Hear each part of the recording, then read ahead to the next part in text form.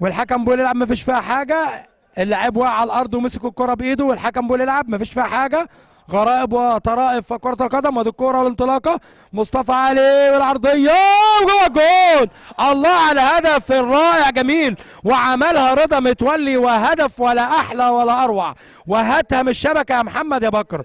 اوفر جميل وكروس عرضي اكثر من رائع من مصطفى علي يحرز الهدف الاول المخضرم رضا متولي عن طريق الرأس الذهبيه. رضا متولي 1-0 غزل المحله.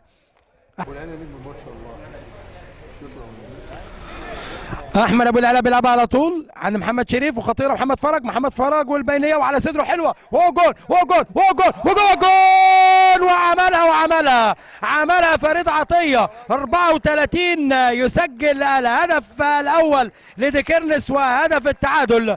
فريد عطيه بيشعل المباراه احبائي المشاهدين. تترد للحسيني عبد الصمد وخطيره كريم فتح الله وخطيره والعرضيه وجوه الجون. والهدف الثاني غريب فتحي يشعلها غريب فتحي. نبرو اتحاد السنبلاوين ديكيرنس.